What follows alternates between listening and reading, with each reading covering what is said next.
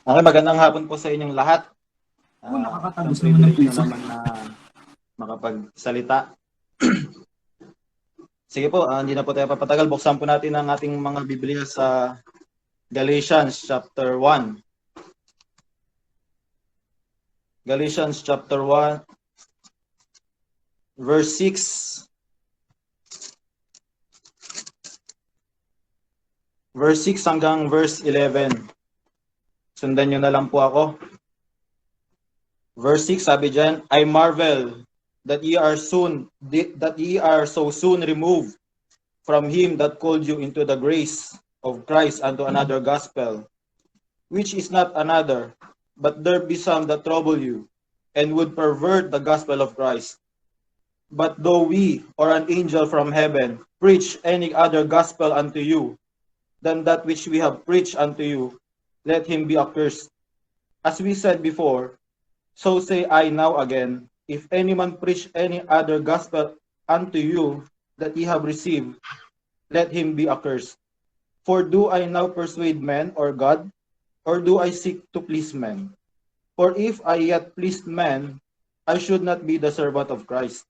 Verse 11, but I certify you, brethren, that the gospel which was preached of me is not after man.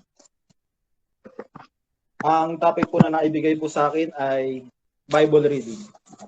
Magbabasa ng Biblia. Bago po tayo magpatuloy, tayo po ay sandaling pumikit at manalangin. Panginoon, maraming po salamat sa oras po ito. Maraming po salamat sa pribilehyo na makapagbasa po ng iyong salita. Dalangin ko po, Panginoon, na gamitin niyo po ako maging pagpapala sa aking mga kapatid. At empower niyo po ako. Kayo po ang makita. Tago niyo po ako sa inyong likuran. Gamitin niyo po ako mightily. Kayo po ang mag-interpret po ng inyong salita sa amin. Nawa ang mensahe na inyong binigay po ay maging pagpapala rin po sa mga makakapakinig. Patawad po sa aming pagkukulang pagkasala. Mahal po namin kayo. At kayo po ang kumilos sa aming kalagitnaan. Sa pangalan ni Jesus, Amen. Salamat po sa pagbabasa ng Bible. Ang ating pong binasa ay isang liham ni Apostle Paul sa mga taga-Galatian or sa church or member ng Galatian o sa Galatia.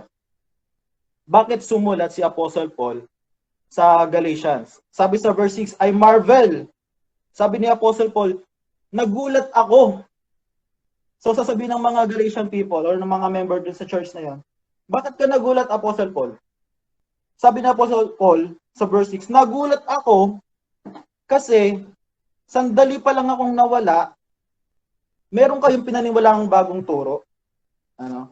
Sabi diyan, etong si Apostle Paul ay preach ng preach doon sa simbahan doon, turo siya ng turo. Siguro sa Facebook, nagpo-post siya ng mga Bible verses, sa group chat sa Facebook, nagsisend siya ng mga devotion, kahit na walang Facebook pa nung panahon na yun, no, pero ganun yung essence niyan. So sa madaling salita, dinidikdik na tong mga tao doon sa Galatian, na ito yung tamang salita ng Diyos, ito ang ituturo ko sa inyo, galing ito sa Panginoon. Pero nung siya ay umalis, merong pumasok doon sa simbahan, may bagong nagturo, naniwala naman sila.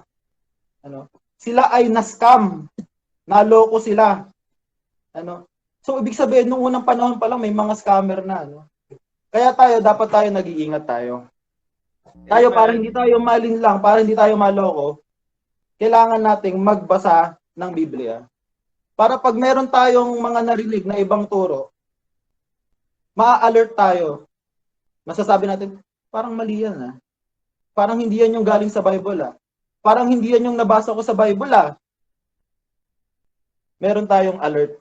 Ma-alert tayo pag tayo ay natuturuan ng iba o meron tayong naririnig na ibang turo. Mahalaga magbasa tayo ng Bible. Ano pa yung makikita natin dyan? Verse 7, first point.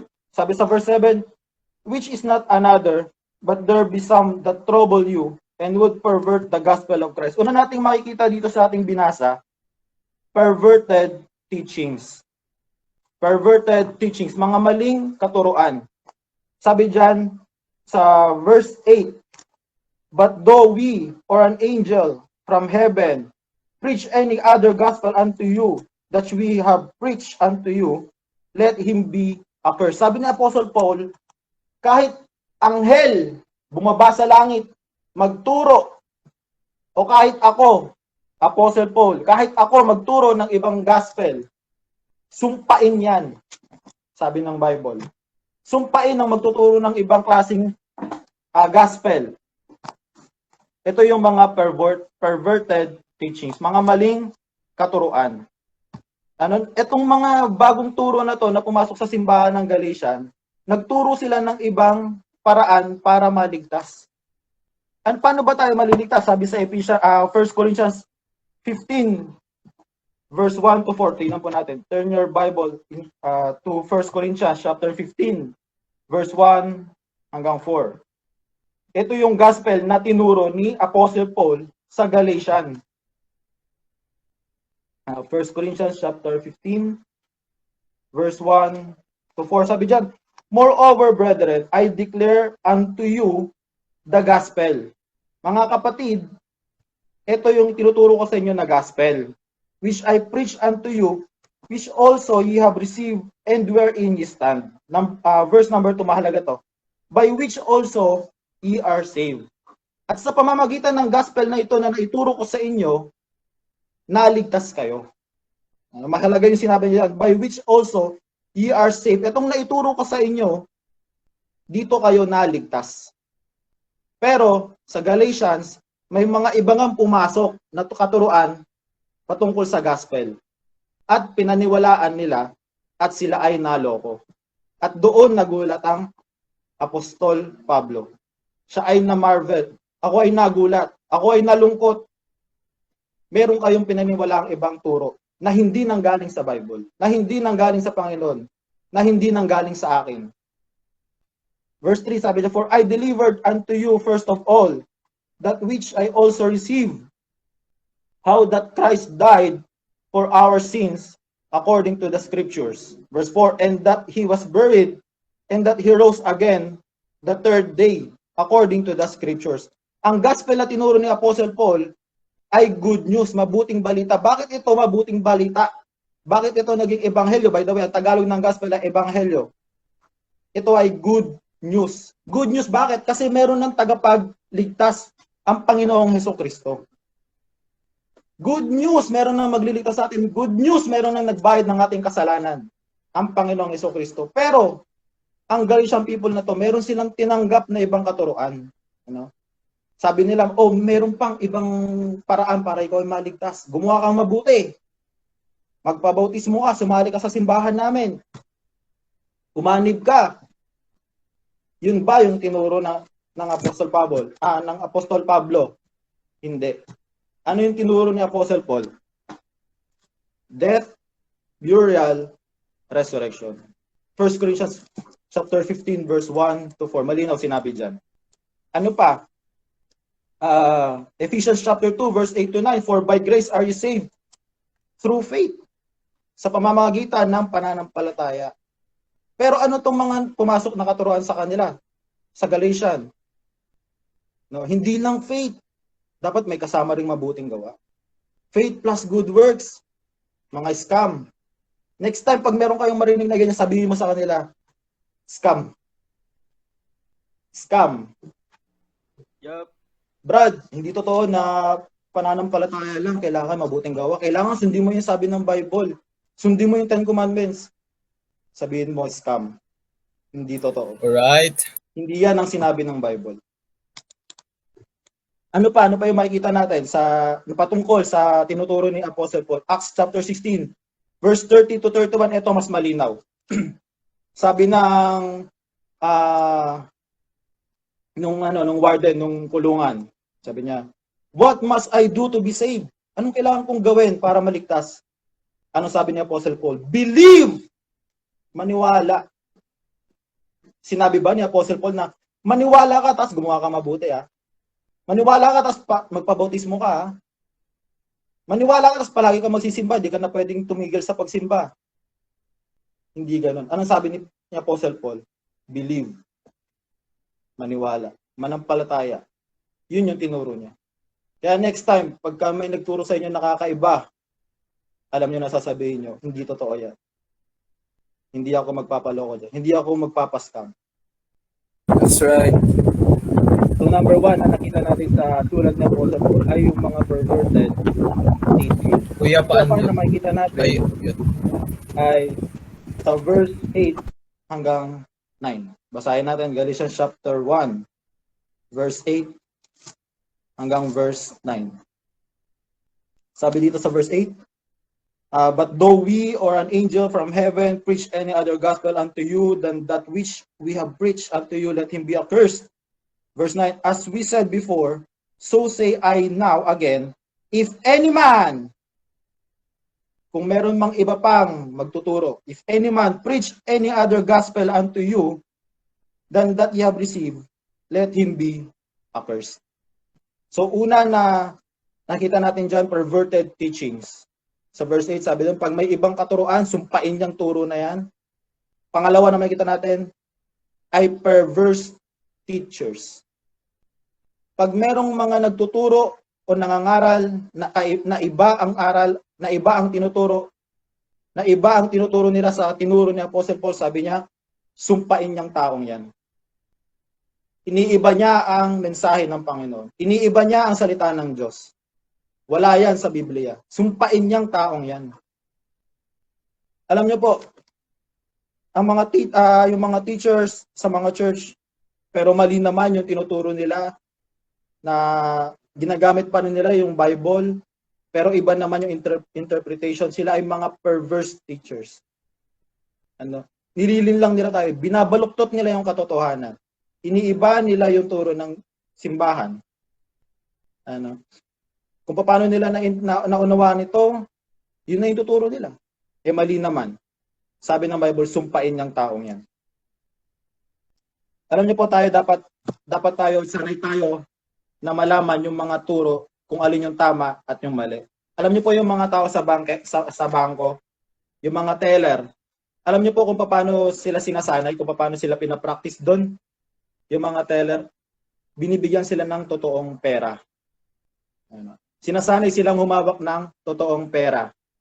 At pag sila ay nasanay na, halimbawa, 1 week silang nagawak ng pera, totoong pera, nagbibilang sila, totoong pera, hanggang sa isang araw, may sumingit doon na peking pera. Tapos nagbibilang sa totoong pera, nahawakan niya ngayon yung peking pera.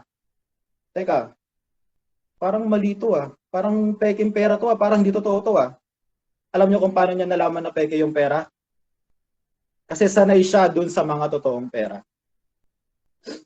Tayo, bilang Kristiyano, kailangan din nating masanay humawak ng salitang ng totoong katuruan ng salita ng Diyos. Kaya pag may dumating na ibang turo, malalaman mo kaagad, mali to ah. Iba to. Bakit? Kasi nasanay ka dun sa tamang turo. Kaya pag merong ibang katuruan, may maling katuruan na pumasok, magpipintig na yung pandinig mo eh. Parang mali to ah, parang iba to ah. Tignan ko nga sa Bible, parang iba yung nabasa ko ah. Diba? Mag-iiwasan natin yung mga ganyan. Perverse teachers. Tignan niyo po. Sa 2 Corinthians chapter 11. 2 Corinthians chapter 11, verse 3.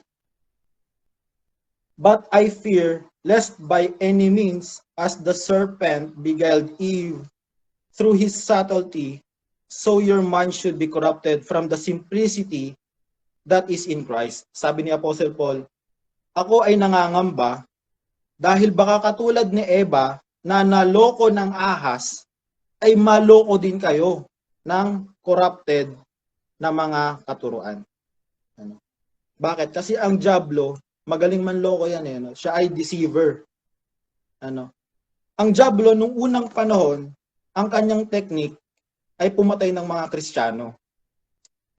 Para yung mga tinuturo ng Kristiyano ay hindi maipalaganap. So yung mga Kristiyano nun, dinadala niya sa mga Coliseum, pinapakain sa leon, at pinapatay niya, pinapahirapan niya, pinapako niya, sinusunog niya. Ganun yung technique ng diablo noon. Pero kahit na ganun yung gawin ng diablo, still, ang mga Christians, dumadami pa rin sila. Hindi niya mapigilan yung pagdami ng Kristiyano. Kaya, ang sabi ng diablo, parang hindi effective tong technique ko ah.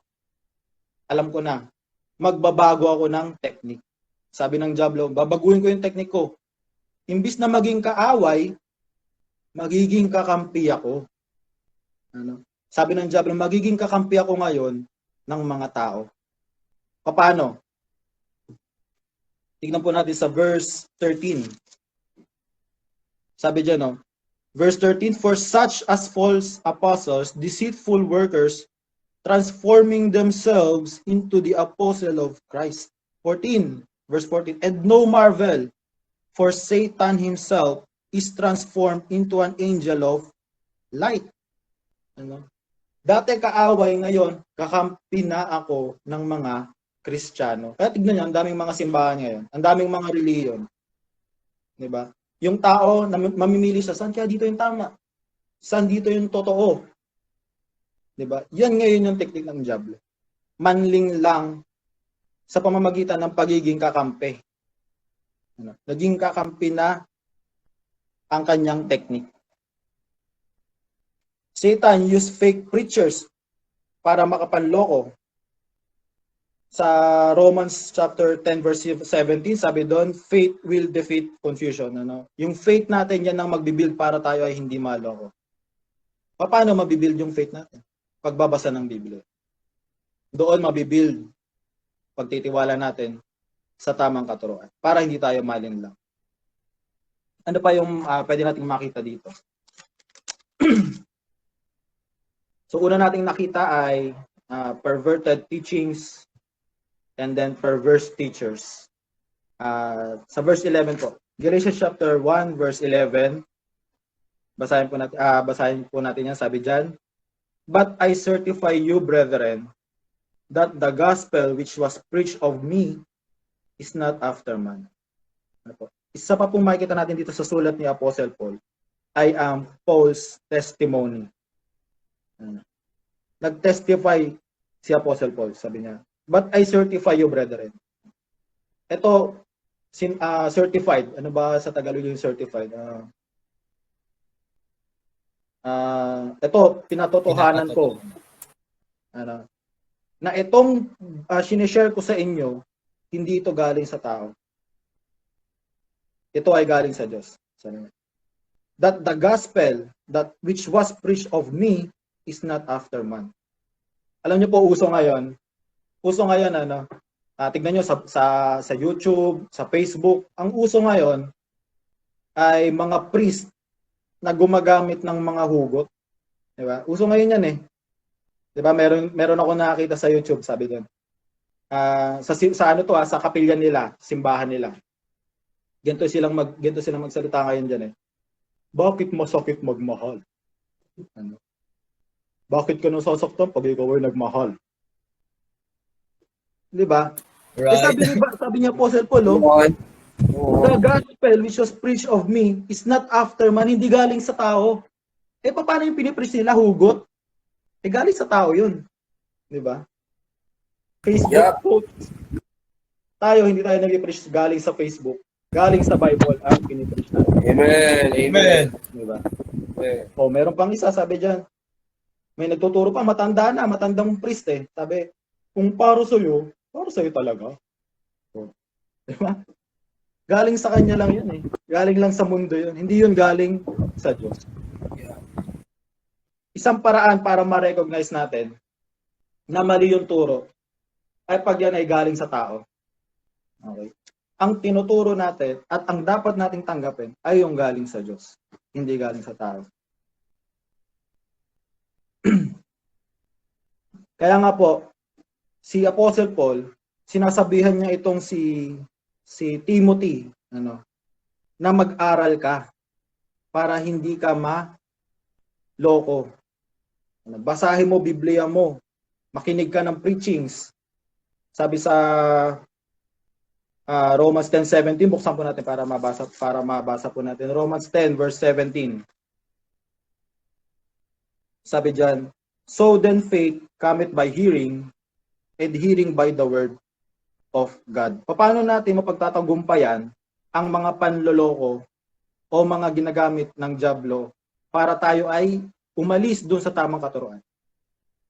Faith cometh by hearing, and hearing by the word of God.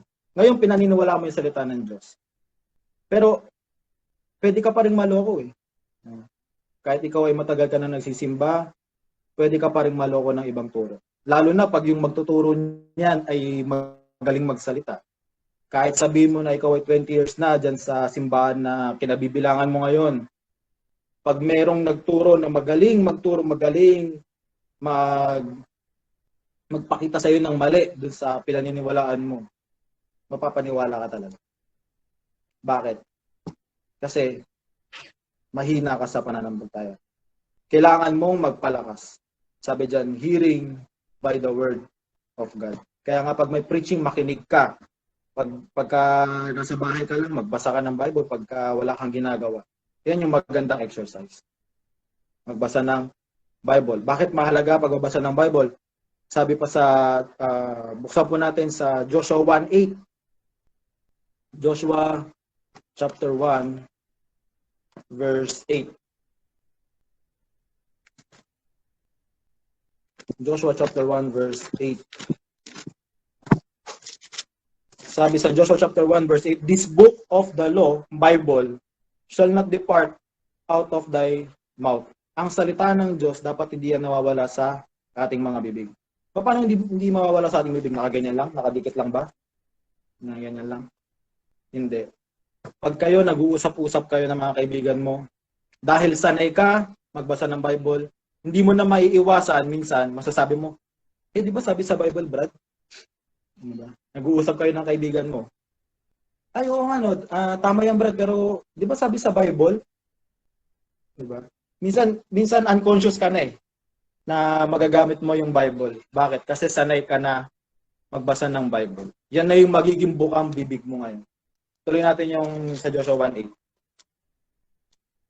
This book of the law shall not depart out of thy mouth, but thou shalt meditate therein day and night. Araw-gabi kailangan mong i-meditate.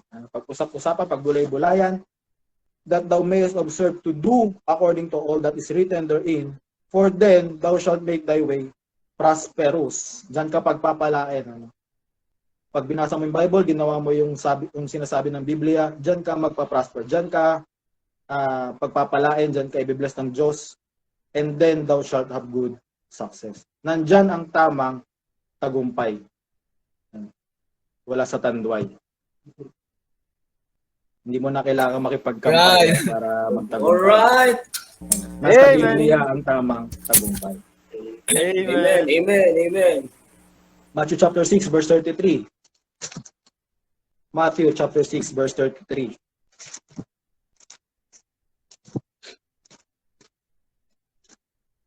Matthew chapter 6 verse 33, sabi po ay, but seek ye first the kingdom of God. Unahin mo ang kalooban ng Diyos and His righteousness, and all these things shall be added unto you. Paano malalaman yung all these things shall be added unto you kung di mo babasahin yung Bible? Paano madadagdag sa iyon? Kahit sabihin mo na sinusunod mo yung kalooban ng Diyos, ano yung i-expect mo na ibibigay sa iyo kung di mo babasahin yung Biblia? Diba? It goes both ways. Gawin mo yung kalooban ng Diyos, at the same time, basahin mo pa rin yung salita ng Diyos. Para malaman mo kung ano yung all these things shall be added unto you na tinutukoy diyan. Para hindi ka maloko na baka isang araw, ginagawa mo yung kalooban ng Diyos sa simbahan nyo Tapos lolokoy ka ng tao, bakit di ka pinagpapala? Bakit walang nangyayari sa buhay mo? Baka mamaya, hindi mo alam, binibless ka ng Diyos, pero hindi mo alam kung paano kanyang binibless. Bakit? Kasi hindi mo nakita yung pangako dyan Ano ba tong all these things? Basahin niyo sa Bible. Kaya nga, bakit itong Bible maganda to Ito ay isang isa sa pinakamagandang regalo ng Diyos para sa atin. Una siyempre si Jesus Christ dahil sa salvation. Itong Bible, binigay din niya to sa atin para maging protection, para maging guide. Bakit guide? Sabi ng Bible, sabi ni David, Psalm chapter 119, verse 105. Psalms chapter 100 verse 105. Bakit ito tinawag ni David na ito, kung bakit ito yung binanggit ni David na verse 105. Thy word is a lamp unto my feet, take note, unto my feet, and a light unto my path. Bakit hinambing ni David ang Bible sa lamp? Bakit hindi sa flashlight? Na pag binuksan mo yung flashlight, 'di ba, mas malayo yung makukuha niya, no? Pag binuksan mo yung flashlight, mas mabilis yung ilaw, mas malayo, diretso pa. 299,792 kilometers per second speed of light. Amen. Bakit hindi flashlight yung ginamit? Kung iisipin mo sa mababaw na lohika, ay kasi wala pang flashlight nun eh, di ba? Hindi pa naman na-invento yung flashlight ng panahon ni David eh. Pero bakit lamp? Bakit lampara yung ginamit na word dyan? Kasi kung titignan nyo, yung flashlight, isang way lang yung kanyang sisinagan. So, sa harap pala nyo makikita niya. Pero yung lampara, dito lang, sa paligid lang niya. Kaya nga sabi ni David dyan, unto my feet. Bakit? Ang buhay Kristyanismo, hindi yan isang malaking step na hahakbangin. Yan ay step by step. Kaya nga lamp. Para hindi ka nagmamadali. Kung saan lang yung saklaw ng ilaw na nasisinagan ng lampara, dun ka lang. At pag ikaw ay medyo natatakot na, yung lampara na iilawan din yun sa likuran mo. Pwede kang bumalik. Makikita mo yung mga past victories na binigay ng Diyos sa iyo. Makikita mo yung mga victory na binigay ng Diyos sa mga tao niya mula nung sinaunang panahon pa. Pwede mo silang balikan, pwede ka nilang i-encourage. Kaya lampara ang ginamit. Bakit? Kaya hindi flashlight. Dahil pag flashlight, pag inilawan mo yung malayong lugar, makikita mo na kung ano yung nandun sa pinakadulo. Makikita mo na yung finish product para sa'yo. Pero minsan nakakatakot yan eh. Parang hindi mo matake kasi nga, parang hindi ko kakayanin yung bagay na yan. Paano kung mara ikaw, sa Kristyano, gumamit ka ng flashlight, sa dulo nun, nakita mo, magiging presidente ka. Parang matatakot ka, di ba? Lalo na ngayon, tatamad-tamad ka, hindi ka nagsisimba, addict ka sa computer games, addict ka sa TikTok, addict ka sa Korean drama. Nakita mo yung ending mo, magiging presidente ka.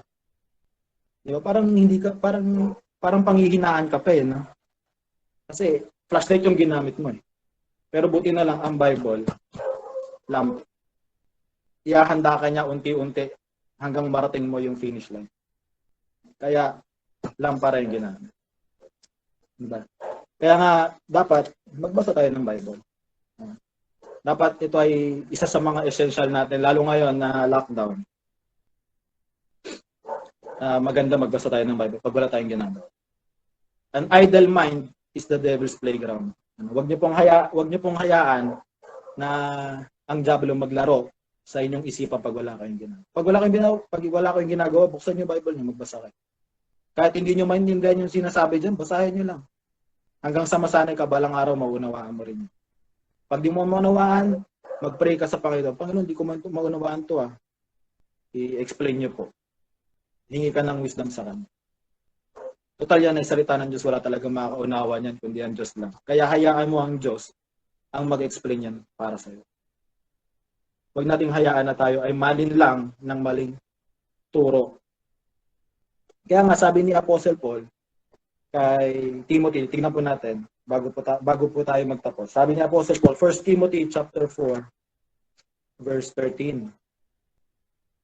1 Timothy chapter 4.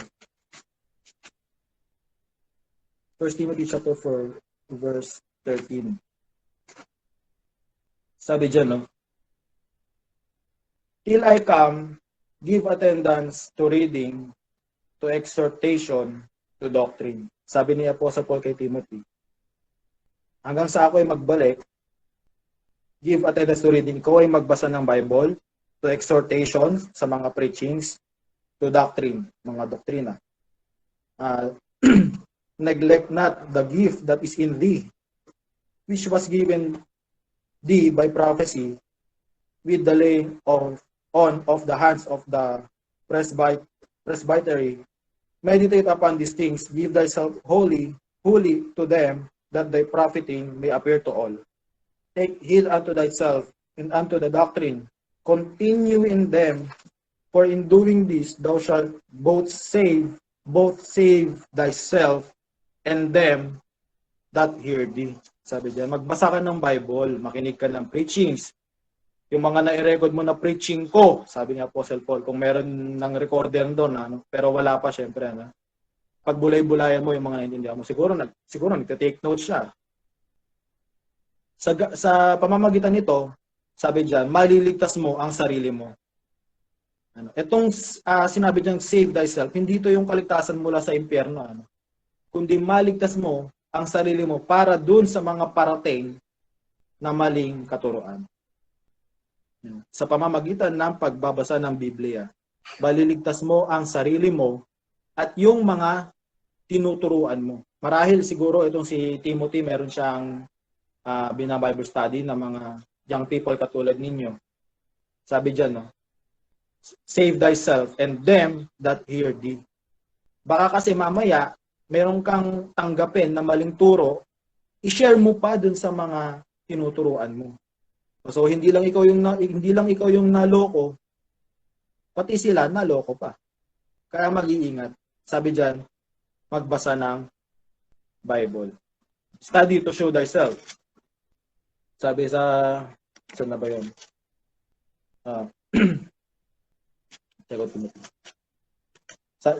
Sabi diyan sa 2 Timothy chapter 2 verse 15, study to show thyself approved unto God.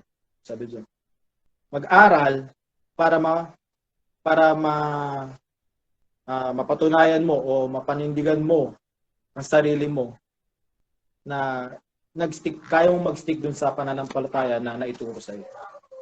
Kahit na merong dumaan dyan na maling katuruan, kaya mong panindigan, kaya mong magstay dun sa tamang katuruan. Kahit gaano pa yung kagaling magsalita, kahit siya pa yung pinakasikat, pinakamaraming followers, kaya mong magstay dito sa pinaniniwalaan mo. Bakit? Kasi alam mo na ito yung totoo. Ito yung tama. Kaya dapat tayo masanay na tayo magbasa ng Bible para hindi tayo maloko. Dahil ito, ang Biblia, ito ay rightly dividing the word of truth. Ito yung magsasabi sa atin ng katotohanan. So, wag po natin kakalimutan, sabi ni, doon sa letter ni Apostle Paul, nakita natin doon, number 1, scam. Pangalawa, scammer. Pangatlo, kung saan yung katotohanan. Number 1, perverted teachings. Number 2, perverse teachers. Last, false testimony, kung saan sinabi niya kay Timothy, magbasa ka ng Bible, makinig ka ng preaching, para maligtas mo ang sarili mo, para dun sa mga darating na panliling lang o panloloko ng diablo. Okay po. So tayo po ay manalangin. Panginoon, maraming po salamat sa inyong salita. Salamat po sa mensahe na ginamit niyo po ako para ma-share. Binabalik ko po sa inyong papuri. Pasalamat. Salamat po, Panginoon, sa blessing na ito. Naway na-encourage ko po ang mga kabataan na importante ang magbasa ng Bible, na ito po ang magliligtas sa amin at magkikip po para kami po ay safe sa tamang katuruan at hindi po kami maloko. Dalangin ko po, Panginoon, na ipamuhay ng bawat isa sa amin ang pagbabasa ng Bible. Salamat po sa pagkulang, pagkasala. Salamat po sa privilege nito. Sa pangalan ni Jesus, Amen. Thank you po.